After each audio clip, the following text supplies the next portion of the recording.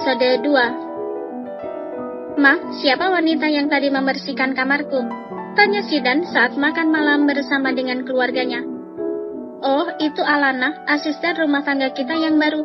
Mama kasihan sama dia. Beberapa hari ini Mama selalu lihat dia warawiri di depan toko kuenya Oma.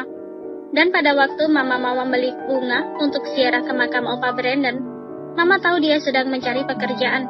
Sepertinya dia memang sangat membutuhkan. Lagi pula asisten rumah tangga yang biasanya mengurus Sidan sudah mengundurkan diri. Jadi tidak ada salahnya kan kalau Mama memperkerjakan Alana? Jawab Felicia. Tapi kalau dia orang jahat bagaimana? Tanya Sidan. Felicia menatap suaminya kemudian beralih menatap Sidan. Mama tahu dia orang yang sedang kesusahan. Dulu hidup Mama selama masih muda dicetak sebagai orang yang harus bisa mengenal karakter seseorang karena dituntut pekerjaan. Jadi Mama tahu kalau Alana adalah wanita baik-baik dan memang butuh pekerjaan untuk membiayai hidupnya. Jawab Felicia. Sidan mengangkat kedua bahunya. Acuh, dia juga tidak peduli siapa Alana. Yang penting wanita itu bisa bekerja dengan baik dan tidak mengganggu privasinya. Bagaimana dengan Sonya? Kapan kamu akan menetapkan tanggal pernikahan? Kali ini sang papa yang bertanya. Sidan belum ingin menikah dalam waktu dekat ini. Yang terpenting, Sidan sudah menuruti keinginan papa untuk bertunangan dengan Sonya. Bukankah itu kemajuan yang luar biasa? Sidan gak janji. Tapi Sidan pasti bakal bikin kalian bahagia, ucap Sidan serius. Morgan menghela nafas. Kamu sudah dewasa dan sudah sepatutnya di umurmu ini, kamu harus menikah. Papa harap kamu bisa mempertimbangkan untuk segera melangsungkan pernikahan dengan Sonya. Dia itu putri dari sahabat Papa. Papa yakin kalau Sonya wanita yang tepat untuk kamu, ucap Morgan menasehati. Aku sudah selesai, Pak, Ma, Kak.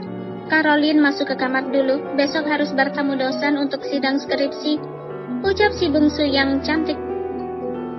Keesokan paginya, Alana berniat untuk mulai membersihkan kamar tuan mudanya yang dingin sedingin kutub selatan yang ada di benua Antartika itu. Tapi pada saat Alana membuka pintu kamar, ternyata Sidan juga sedang keluar dari dalam kamar mandi dengan hanya memakai handuk yang melilit di pinggangnya. Hai, lancar sekali kamu. Siapa yang menyuruhmu masuk ke dalam kamarku? Bentak Sidan. Alana merasa ketakutan. Dia tidak menyangka bahwa Sidan belum keluar dari dalam kamarnya. Padahal setaunya tuan mudanya itu sudah berangkat ke kantor. Maaf tuan, saya tidak tahu kalau Anda masih di rumah. Saya kira Anda sudah berangkat ke kantor. Jadi saya berani masuk ke dalam kamar Anda, ucap Alana masih menunduk. Sidan merasa kesal dengan pelayan baru itu, apalagi dia benar-benar tidak punya sopan. Dasar jelek, apa kamu mau menggodaku dengan penampilanmu yang seperti itu? Sidan bergerak mendekati Alana, membuat Alana langsung mundur dan berniat pergi dari hadapan tuan mudanya itu. Tetapi pada saat Alana akan berbalik, Sidan mencengkeram pergelangan tangannya. Tidak kuat hanya sedikit erat, hanya Alana tidak kabur. Sidan menatap mata Alana yang juga saat ini sedang menatapnya. Dek, mata itu.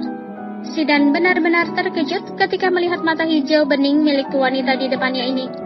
Mata, suara, dan bibirnya kenapa sangat mirip dengannya, batin Sidan. Tuan, Anda mau apa? Tolong lepaskan saya. Saya akan kembali membersihkan kamar Anda setelah Anda pergi, ucap Alana membuyarkan lamunan Sidan. Alana menarik tangannya kemudian menunduk sebentar. Permisi. Setelah itu ia pun pergi keluar dari dalam kamar Sidan. Alana menjalani hari-harinya di kediaman Alvarez dengan tidak tenang. Karena Sidan selalu membuatnya kesulitan, bahkan terkadang pria tampan itu secara terang-terangan mengejek dirinya yang gendut, dekil, dan berjerawat. Sebenarnya Alana tidak gendut, hanya saja sedikit berisi karena memang dia tidak merawat tubuhnya. Sedangkan Sidan akan membuat Alana kesal kalau wanita itu tidak mau menanggapi ucapannya. Alana berusaha meredam kekesalan di hatinya, hanya demi dia tidak dipecat dari pekerjaannya. Hei, apa kau tuli? Aku mau kamu membuatkanku kopi susu. Bukan kopi full cream. Alana mengepalkan kedua tangannya. Tadi dia benar-benar mendengar kalau Sidan memintanya untuk membuatkan kopi full cream, bukan kopi susu. Maaf tuan, akan saya ganti. Alana mengambil kopi itu. Tidak perlu, aku akan minum ini saja, ucap Sidan akhirnya.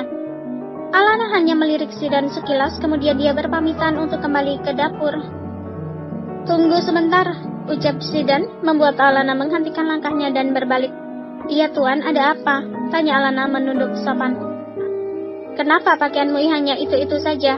Dan kenapa kamu tidak memakai make up? Lihatlah jerawatmu itu benar-benar tidak enak dilihat. Ucap Sidan menatap Alana dengan tatapan dalam. Alana merasa kesal, sebenarnya dia juga tidak tahu kenapa tuan mudanya itu selalu saja menghinanya. Sebenarnya saya tidak punya uang untuk membeli baju dan make up tuan, jawab Alana jujur. Tapi menurutku walaupun kamu memakai make up sekalipun tetap saja tidak akan cantik, ucap Sidan memancing Alana. Entah kenapa, melihat pelayannya ini kesal, menjadi kesukaan tersendiri bagi Sidan. Alana yang selalu dihina seperti itu langsung menatap wajah tuan mudanya itu. Tuan, asalkan Anda tahu, sebenarnya dulu saya ini sangat cantik. Bodi saya juga bagus, bahkan wajah saya putih mulus. Tapi setelah menikah saya lebih sering mengurus suami saya, ingin membuat dia senang dan bahagia. Sampai saya tidak sempat merawat diri saya sendiri. Tidak bekerja membuat saya lebih banyak menghabiskan waktu hanya dengan tiduran dan makan. Makanya saya jadi gendut seperti sekarang. Jelas Alana panjang lebar. Apa kamu sudah menikah? Iya, tapi hanya setahun, sekarang sudah bercerai, jawab Alana sendu. Sidan semakin penasaran dengan Alana, dia pun sangat yakin bahwa wanita itu adalah kekasihnya yang telah hilang ingatan. Meskipun wajah dan tubuhnya sudah sangat jauh berbeda, tetapi Sidan hafal betul dengan suara dan mata hijau bening Alana. Oh, apa kamu mau sebuah tawaran? Aku akan membelikanmu baju-baju yang bagus dan juga skincare untuk merawat jerawatmu itu, tapi dengan satu syarat. Alana mengerutkan keningnya, apakah tuan mudanya ini sedang bernegosiasi dengannya? Apa syaratnya tuan? Tanya Alana. Sidan nampak menarik nafas dalam-dalam sebelum menjawab. Kamu harus menjadi kekasihku, melayaniku di atas ranjang, bagaimana? Alana mengepalkan kedua tangannya. Dia benar-benar tidak habis pikir dengan pikiran Sidan. Saya tidak bisa. Saya bukan wanita penggoda ataupun seorang jalang, jawab Alana yang merasa dilecehkan oleh ucapan Sidan.